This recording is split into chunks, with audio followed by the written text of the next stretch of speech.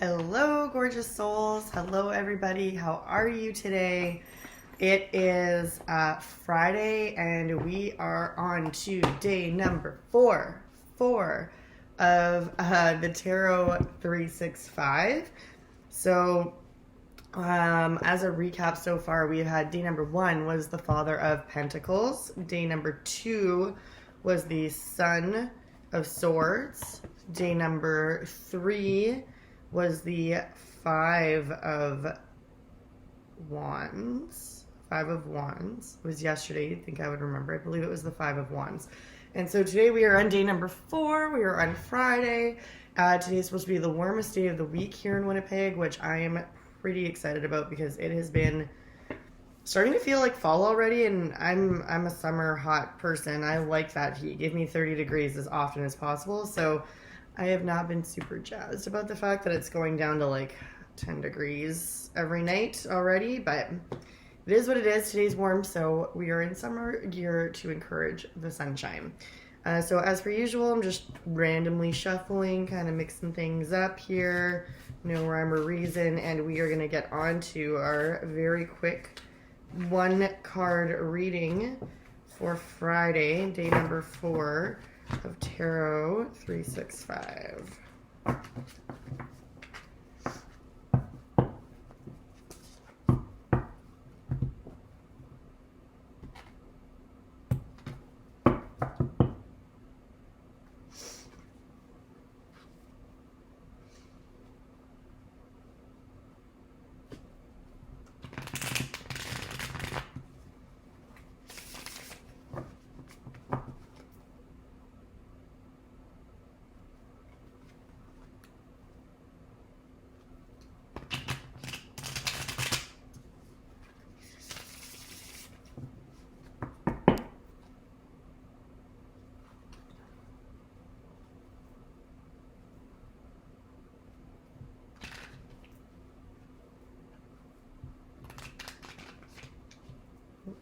I'm struggling to shuffle it, guys. There we go. Hitting a little bit of resistance there trying to shuffle this deck today. And then let's see if one pops out for us.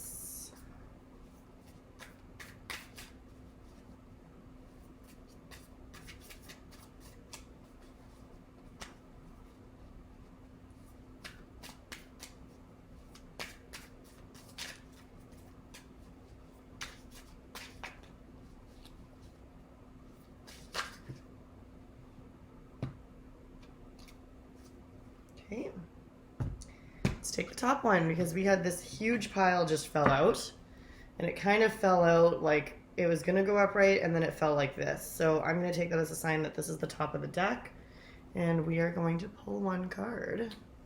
And we have, ooh, the Empress. So there you have it, folks. We have the Empress, a Major Arcana card, our first one actually. This kind of looks like a fire that's burning in the night. Very cool card. Let's see the write-up. Oh, hang on a second here. So we actually have 2 cards. So I'm going to assume this is meant to be a 2-card reading because technically this was the top card, but this is the one we drew. So we're actually going to read both of them. And the Lovers. Well, these are 2 very positive cards that we have not yet seen. So I am pretty excited about that. So we're going to go with today was meant to be a 2-card reading. We're just going to trust that. And let's read those 2 cards. Makes Friday a little more fun. Extra fun for the weekend, guys. That's pretty exciting. Okay. The Empress.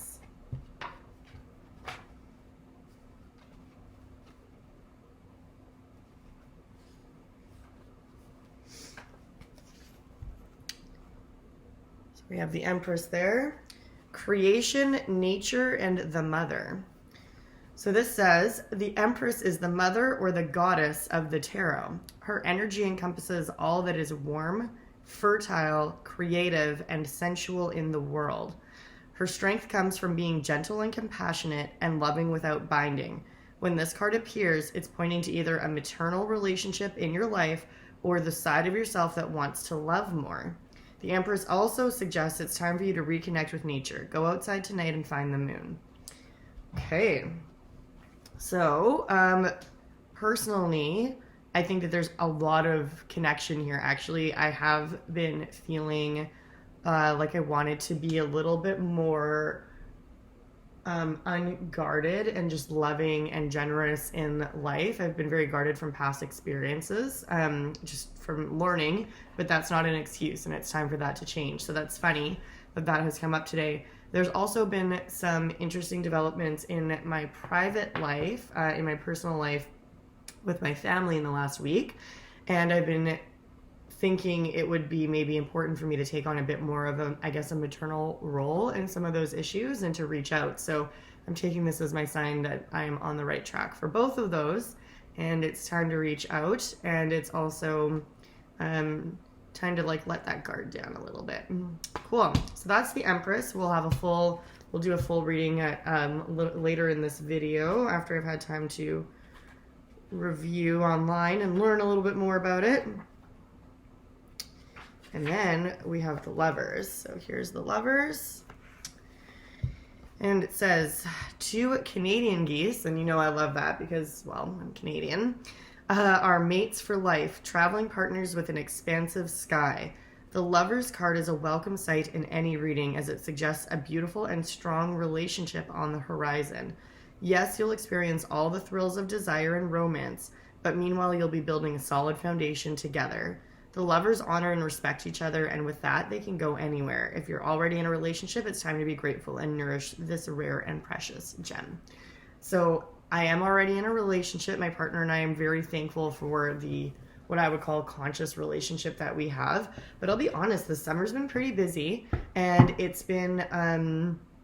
just been really busy, guys. And it's, I think, having time for us to connect. I was just saying the other day how I miss our date nights. So this weekend, actually, we do have a belated birthday plan. So we're going to drive out to Lockport with the rare pupper, take her out on a walk, do a little enjoyment out there, and actually be out in nature, although not during noontime. It'll be when the sun is out during the day. And then we have a really nice dinner date planned. So I'm actually really excited. So yay, these are great cards, and I'll show them to you guys one more time again. And I will be back a little bit later today to walk you through these again in a bit more detail and the research that comes with them. So I hope you all have a really great Friday, and we will chat later. Hello, welcome back, everybody. We are going to deep dive into our very first dual card reading on a fine Friday.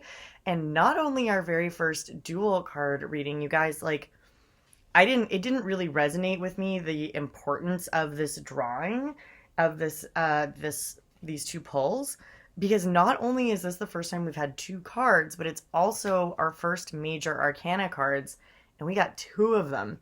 So I'll admit, this one took me a little bit of more, it's gonna sound so ridiculous. The research I put into these 2 cards was the longest I put into any of the cards, because I wanted to understand the Major Arcana and what each card individually meant, and then how to read these 2 cards together, because I didn't really know how to read the influences.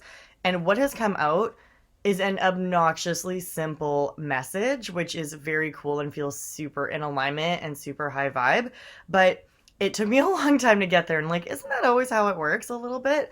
So first of all, let's just talk about what the Major Arcana is. So we have the Lovers here, and we have the Empress, and you will notice that neither of these cards has a suit. So every other card that we have seen has had either a sword or a pentacle or a cup or a wand, right? So those are the suits. You can kind of think of them as, you know, your standard playing deck. They all have suits. Like you've got, what is it, diamonds, clubs, spades, and hearts. So just like that. And you have your ace to king or ace to father in this deck. So very similar to your standard playing card deck. So those cards are what are considered the minor arcana cards, and they are almost, you can think of them as like the supporting actors in your story. So if you were going to do this big, long, elaborate spread like the Celtic Cross or something, they would be supporting information into any major arcana cards that drew up, or just like things that you're working through, but like smaller life lessons, like nothing big and tumultuous, no big lessons. The Major Arcana, however, is a set of cards that are all numbered and all go in order, and they are all about major karmic themes in your life. Every single one of them is a big karmic shift, a big lesson that's happening. So like when these cards come up, it's important to take note. These are big important cards and they mean big changes, big shifts, something you need to pay attention to. They're not just like, oh, hey, today's the day to focus. They're like, hey, watch out, like something major is about to happen. Pay attention, be ready. There's a major alignment happening. There's a big shift happening. Like it's something big. What I think is really cool that I learned in my research is that what I didn't know is that the Major Arcana cards, actually, when they're in order, tell their own story. So it starts with the Fool, which is card number 0, and it can be referred to as the Fool's Journey, or in movies, it's called sometimes the Hero's Journey, which is, you see it in Star Wars and like every other major movie ever, where the Fool has this like Fool or the hero, the character has this like burst of inspiration and then something bad happens, shit falls apart, they go through some type of spiritual awakening, they need to be trained, it's really hard, everybody almost dies, and then all of a sudden, poof, they're a god and everybody's happy. Majorly oversimplified of exactly how it works, and obviously everyone is free to take their own examples of that, but the Fool's Journey in the Major Arcana is actually that storyline that is followed by the Fool. So when you see the card number, the Empress here, so she's card number 3. So she's the third step for the Fool in his Fool's Journey. And each of these is a life lesson that the Fool needs to go through in order to progress to the next level, move forward on their journey, move forward towards enlightenment, whatever you believe is on the other side of the end of the completion of this journey, whatever you believe it ends up there, that's what you're pursuing, right? And so this is step 3. We're at the beginning stages. And then the Lovers is step 6. Okay, so we've got step 3 and step 6 of the Fool's Journey here, which is not a small thing. Like, that's a pretty big deal. And we can think of these as your main stars. If we were going to go back to the movie analogy where your minor arcana are your supporting actors, your supporting cast, these are like, best actor and best actress as an example. Actually, these are both feminine energy cards, but you get what I'm talking about. You get the vibe. So that's the Major Arcana cards in a nutshell, and I'm sure we'll dive into that more deeply as we get more Major Arcana cards, but for now, that was what I found was really fascinating about them. Now, let's look at these 2 cards separately, and the other thing that I thought was really cool about these cards is that up until this point, I have found it very easy when I've been doing my research. The Wild Unknown deck has very, very unique imagery, and that's actually what I really like about it. The Rider-Waite, which is a more standard deck and is just dripping in symbolism, and I love it. But it's a little archaic in some ways. I mean, it was originally created in 1910, hasn't been changed since. And so you definitely get the, some really heavy Christian influences in the card, and it just maybe isn't quite as modern. I mean, the design's over 100 years old, right? So it just hasn't really caught up. And I really, really like the Wild Unknown deck to provide a modernization, a removal of the human characteristics. I think making it animal focused and colors focused, I really like that. But sometimes what happens is that you run into a lack of alignment with the messages in the Rider-Waite cards. And I think what's really important to remember here is that the deck that you're using that deck for a reason. And that symbolism is meant to resonate with you. You picked it because it resonates with you. I don't use the Rider-Waite deck because it doesn't always resonate with me. So in the case of literally these 2 cards, both of them, the Rider-Waite examples, are very different looking and could potentially, not so much with the Empress, like the Empress is definitely different looking, but I think the general meaning is the same. But with the Lovers, it is actually a little bit different, and they can mean different things, and especially combined, you get a bunch more permutations and combinations of different meanings if you go through the Rider-Waite version than if you go through using, as I'm throwing my cards, if you're going through these. So I chose to really focus on what the visuals of these cards meant to me. I did not go as deep into the Rider-Waite meanings in this case because they were really quite different, and they just weren't resonating. And this is an intuitive art, and if something's not resonating, there's a reason for it, and that just means that's not what these cards mean this time. Doesn't mean it's always what they mean, or don't mean, but it meant that in this reading for Friday, that just didn't resonate with what they were meant for. Okay, so we got that out of the way. Let's start with the Lovers. So I love this card. Shocker, it is beautiful. Again, we talked about like the fact that there's Canadian geese on here, which makes me so happy. I love the use of color. We've talked a lot about the intention of the way that she uses color, and also the way that she uses these like starburst style symbols to just show like radiance and light and energy and coming together. And in this case, you get this feeling of like excited harmony. Like you definitely feel energetic looking at this card, but it's like a calm energy. It's not like when you look at, the Magician as an example, which is like, I don't want to say frantic energy and I don't want to say anxious energy because I think it's more positive than that, but like impassioned energy in the sense that it's like pushy almost. And when you look at this card, it's not tranquil, it's like harmonious, right? Because you do have the yellows, you do have the oranges, but then they're balanced with the pinks, purples, and blues. And so I just get this feeling of like, like relief, calm, harmony when I look at this card. Even though it's energetic, it's not a stagnant card, but it's a card that feels very in flow. And you'll notice too, the geese are perfectly in harmony, like they're flying side by side. They're both looking straight ahead. So to me, what I'm understanding this card to mean is like two pairs. I know a lot of people will take this card very literally to mean lovers as in a relationship, and that is actually the interpretation that I'm taking in this instance. I don't believe that that's always going to be the case. I think that this could be, because of the imagery she's chosen in the Rider-Waite deck, it's a Adam and an Eve. And then there's like an angel going on and there's all this temptation and stuff. To me, this doesn't have any of that, like Christian symbolism. Not that there's anything wrong with it, but because I don't see that, I don't feel it in this card. So I don't feel that this is necessarily a loving card. I think it could mean to business people working in harmony together, to family members working in harmony together. So I think it could mean something like a pair in very strong harmony that is not necessarily a lover, like a loving relationship, struggling to find the right words, style relationship. But I do think in today's reading, this is meant to symbolize the relationship. But what I really loved about this is that recently, on top I shared earlier about how I've been feeling and getting signs that maybe I'm a little too guarded. Maybe I need to start trusting myself a little bit more and allow myself to start feeling a little bit more nurtured and allow myself to be nurtured and allow myself to nurture others and get back into that kind of feminine energy because I have been really guarded and really protected.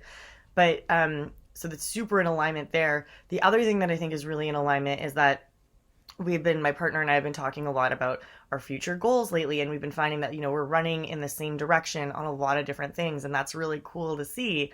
And this card, you have the geese flying in the same direction. It's a card of flow. It's a card of ease. It's a card of grace. It is not a card of forcing. Like, these guys are not forcing. They're not even flapping their wings. They're just soaring. Like, who's had that dream where you are soaring above the sky and you feel freaking incredible? Like, that's what this means to me, but two of you doing it at the same time. So that's a pretty phenomenal feeling. That's what I'm getting out of this card. That's the Lovers. Now let's individually look at the Empress, another card that has a very different symbolism. So if we look at the Rider-Waite deck, they have like a queen. She's all with like in this big crazy robe. She's got her scepter. She's got her pomegranates on her dress. So generally speaking, it is taken to very literally mean fertility, very literally to mean mothering, nurturing. This card, I think, does do all of those things because you have what looks like, maybe like a fruit tree or something, and you've got either like flowers or fruits, and they're glowing, literally glowing in the night. There's so much energy, so much positive radiance coming from this tree that it is literally glowing even though it's nighttime. And it's got all of these colors. And you think of trees having like their own natural cycles, right? Like this is not an evergreen tree. This is a tree that's going to go through cycles, just like the cycles of life. And you think of how trees provide fruit and they nurture the entire ecosystem, right? So I think that there is still a lot of nourishment, nurturing, and abundance themes here. You'll also notice that this card, as opposed to some of the other cards we've seen, the main character, which is the tree, is taking up a huge amount of space. Like, this card is a boss card. She is like not afraid to take up space. She is not like, look at, she's like literally almost going edge to edge. She's standing in her power. She is rooted in the ground. She is with her roots and with her, she is feeding. I'm stumbling over my words here. She's rooted to the ground. She is nurturing the world around her. And she's doing so in her way, in her time, and with all of these amazing colors. So I actually feel that this is like a very feminine, like, heck yeah, empowerment card. But I also feel like it's a very nurturing and, again, a very flow card. As you know, you might have started to see, and we'll see as we get further into the decks, almost every card has a counterpart. So there's a masculine and then a feminine version of almost every card.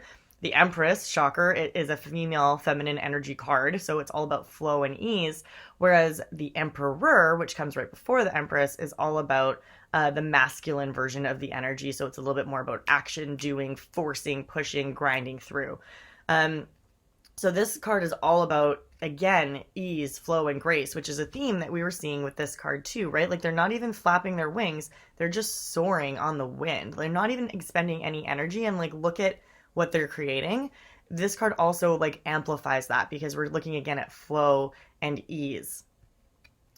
Now that we've covered them both individually, let's talk a little bit about how to read these cards together, because like that took me a hot minute. There are no shocker, because again, we're dealing with an intuitive art. There are 1,000,001 different ways to read two cards that are paired together.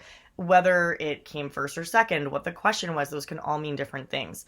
So what I took as the method that resonated the most with me was actually the simplest, which made me happy, because there's like 8 or 9 different methods I found, and this is the one that really felt like it was right. And the idea is just to take, each card has its own core meaning. I mean, they all have several core meanings, but there's going to be 1 or 2 that really resonate with you as the reader, if you know it's for you, or if you're doing it for somebody else, the seeker or the person that you're doing the subject, the person you're doing the reading for. There will be certain phrases that seem appropriate to you in the reading, that are the meanings of the cards, and then you basically just like smush those 2 meanings together, and voila, you have your meaning for the day. So that, I really like that idea.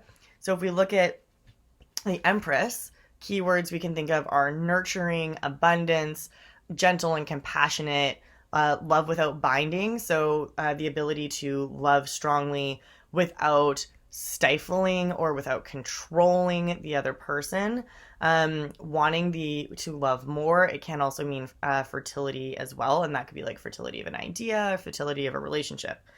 When we pair it with this guy, obviously we are talking now about a relationship. We can consider this as a love relationship. We can talk about the idea of having a solid foundation together, moving forward together, going anywhere together, like these geese are literally going places together, and having like a beautiful or strong relationship. So if we were to take, let's say, the example of, let's say we said nurturing and we said love relationship, these 2 cards together, bam, pretty simple. Nurturing a love relationship. It's time to nurture a love relationship, put a little more effort into it. For me, the key words that are really resonating are the idea of loving without binding, and that enhanced sense of flow and ease, because we have been talking a lot about future plans and what our goals are. To me, I'm feeling like this is a reminder not to overplan, not to over-restrict, not to put shackles on the relationship, just to allow it to flow, allow things to unfold, trust the universe and the abundance that the universe provides, that you don't need to, because I'm falling into like type A, like I gotta plan everything out, otherwise it's never gonna happen. And that's just not the world, the feminine energy that we're trying to live in, that I'm trying to live in right now. So this is a reminder that certainly please don't do that with the relationship. Everything's gonna end up exactly the way we want to. It's not gonna be any effort. Just let it flow, let it work with ease, and just trust that the right opportunities are going to come when they are meant for you and meant for us. So there you guys have it. I hope you enjoyed this little bit of a longer one today, because we had the 2 cards and the Major Arcana and all this stuff, but thank you for sticking with me until the end, and I hope that you got something valuable out of these, and I hope overall that these have been valuable shows for you, or episodes for you to watch. I am thoroughly enjoying putting this on, and I'm really loving the motivation to start really digging into this and to explain it to you, because you say everyone says like the best way to learn is to teach, right? So thank you guys so much for being someone that I could teach, which is helping me learn so much faster. And I'm really excited. I actually got my first person asking me to do a reading for them the other day. I'm a little nervous about doing it because, I mean, it's day 4. And I still have a lot to learn. But I think that, you know, we learn by doing and we learn by teaching. So I'm probably going to give it a shot over the weekend and we'll see what happens. I will keep you guys posted. But in the meantime, thank you all for being here. Have an excellent day and I will see you all tomorrow.